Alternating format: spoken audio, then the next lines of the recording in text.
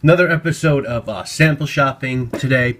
DKNShop.com is the website that is kind enough to sponsor these episodes. So if you'd like to show both myself and the owner of Decant Shop, Adriana, that you enjoy these, please go to her site, use coupon code MAX12, and get yourself some fragrances. As I said, best place on the net for niche fragrances, rare fragrances, discontinued fragrances, vintage fragrances, designer fragrances, just the best place. And if you use coupon code MAX12, it will save you 12% off your entire order. Decant Shop also takes new used bottles for store credit or money.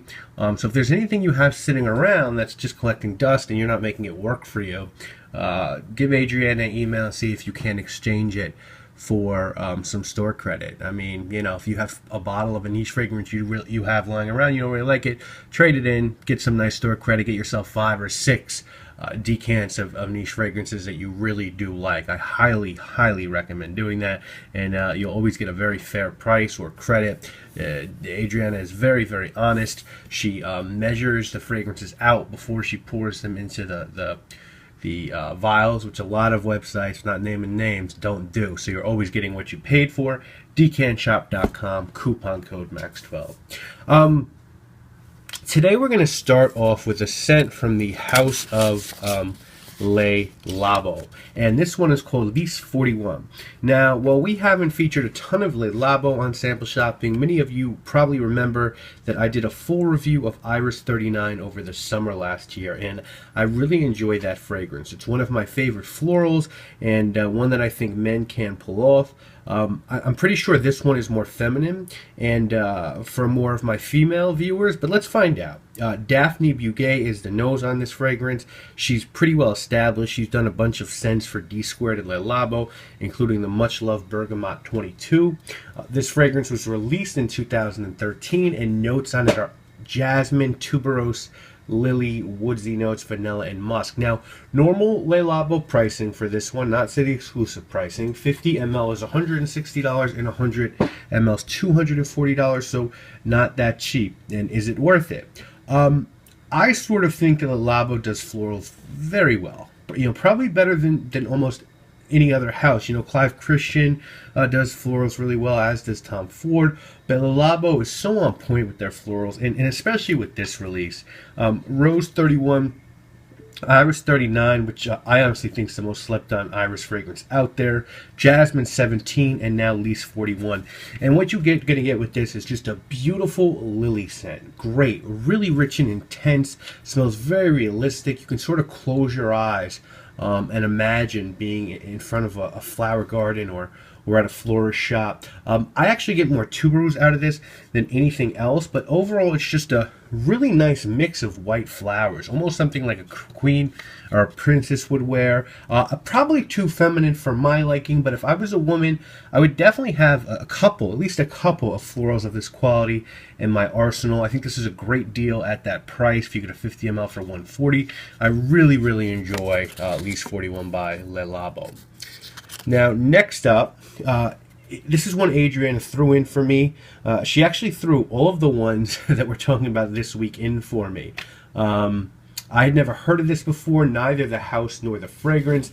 This is called Honoré de Prés Vamp ANY. And from what I can ascertain, Honore is a French house that focuses on organic perfumery, and this is a line they did. This New York collection was available at Colette in France, and they did this line with an absolute favorite perfumee of mine, Olivia Giacobetti.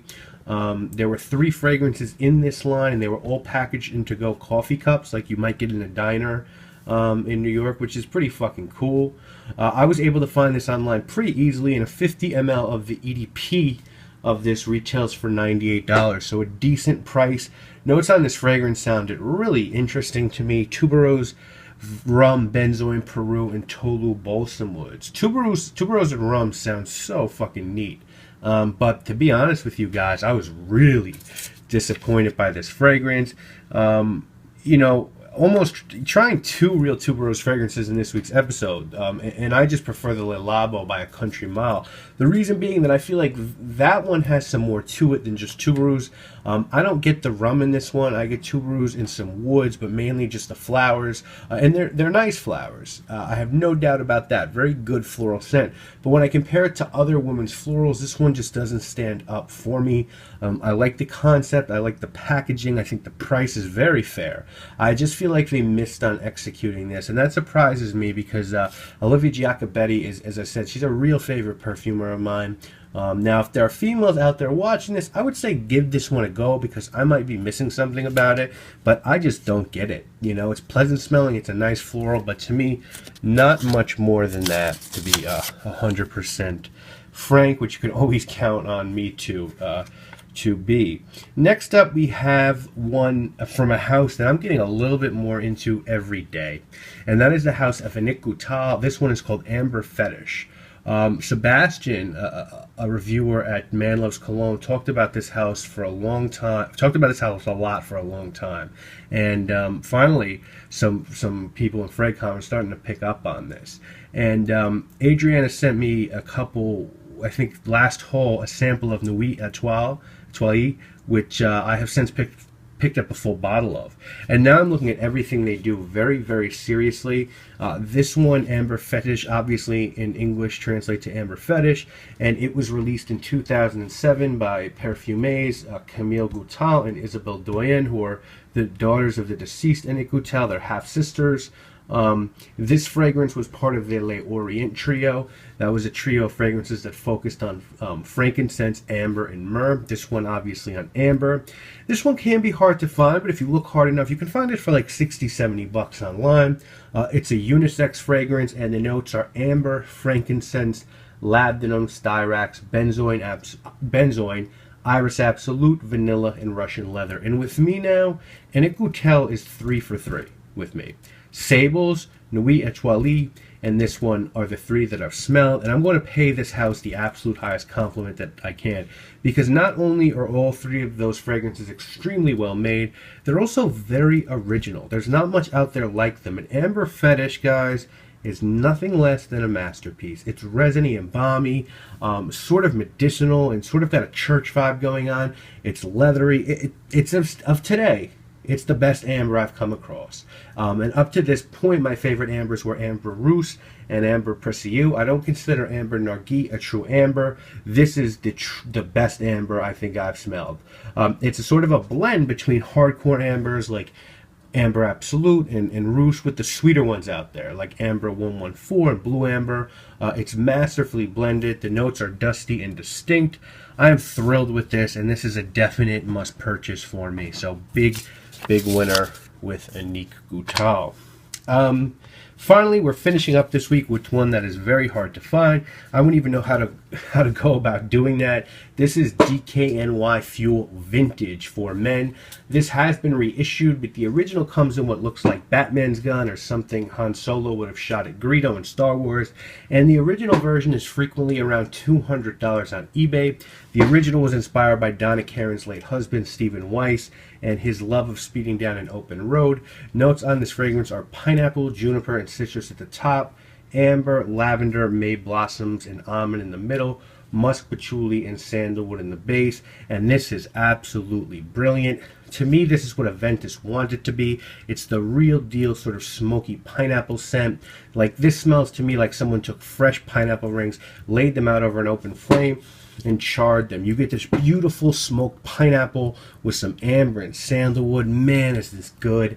I think I want to smell the reformulation to see how different it is, but I don't see how I don't wind up owning this, even if I have to overpay for it at some point. It's beautiful, and I think it's better than Aventus, and I'm an Aventus fan, so those aren't hollow words right there. It also's got this freshness to it, which is just remarkable. This is a great scent. Okay, so if I was going to rank them, guys, DKNY Fuel, easy number 1, Ambre Fetiche number 2, and I plan on buying these 2.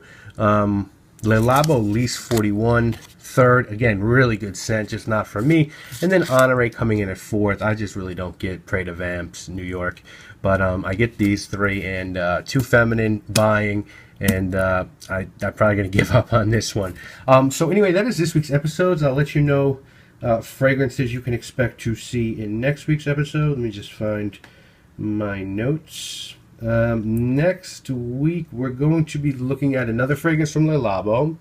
We're going to be looking at a fragrance from the Japanese house of Annick. We'll also be looking at a Tom Ford Private Blend fragrance. I told you we're going to get through all of those. And then we're going to be looking at a fragrance from Lorenzo Villarici. So a lot more stuff, good stuff coming up. We have 3 more episodes after this one. From this haul sample shopping, and then we'll be back at it again. But stay tuned for a fragrance review this weekend, and next week stay tuned for another episode of sample shopping and another fragrance review. 2 videos a week, you know what it is. Make sure to check out Decant Shop, use coupon code MAX12, and sell or trade in your old bottles. Do not let them acquire dust. That is foolish. I am Maximilian. Hey, drop it to the ground, but how low can you go? Lower than your mama's ever seen it in her life.